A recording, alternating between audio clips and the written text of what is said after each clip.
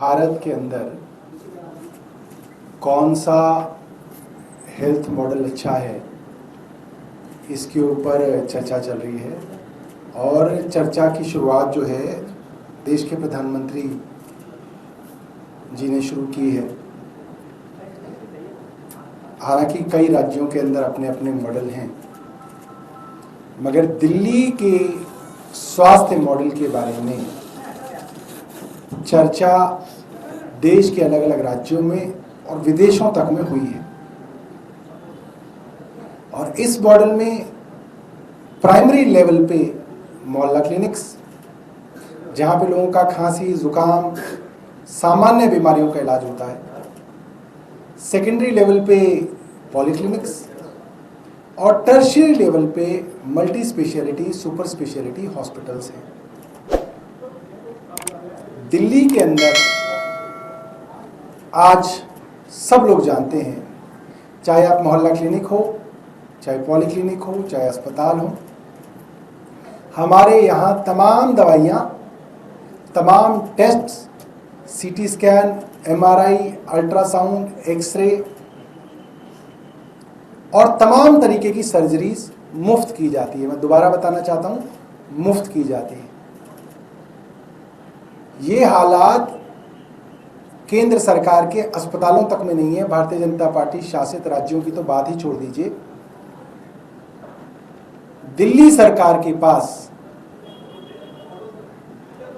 हफ्ते में दर्जनों एप्लीकेशन आती हैं, दर्जनों, जिसमें केंद्र सरकार शासित जो अस्पताल हैं जैसे कि एम्स, राम मनोहर लोहिया और सफदरजंग हॉस्पिटल, वहाँ से मरीजों की दरख्वास्त आती है कि हमें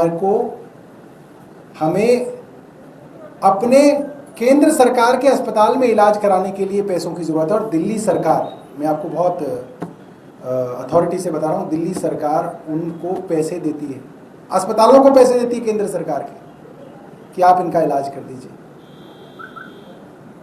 दिल्ली सरकार की जो स्कीम्स हैं वो इतनी बेहतर हैं कि केंद्र सरकार की कोई स्कीम उनके सामने नहीं टिकती। दिल्ली सरकार की अस्पतालों के अंदर पहली बात तो मैंने आपको ये बताई, सभी टेस्ट, सभी दवा, सभी सर्जरीज मुफ्त हैं।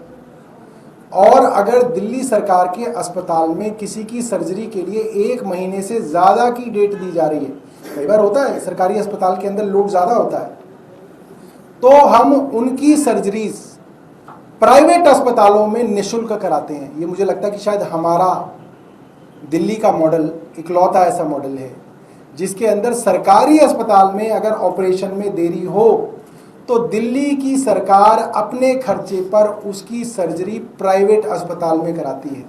नंबर 2, दिल्ली की सरकार पहली सरकार है जिसके अंदर ये स्कीम है कि अगर दिल्ली के सरकारी अस्पताल में CT scan, MRI, ultrasound, x ray कराने में देरी हो रही है, पेशेंट लोड की वजह से या मशीन खराब होने की वजह से या किसी और अन्य वजह से, तो दिल्ली सरकार उन पेशेंट्स के ये वाले टेस्ट प्राइवेट लैब्स में मुफ्त कराती है। मुफ्त।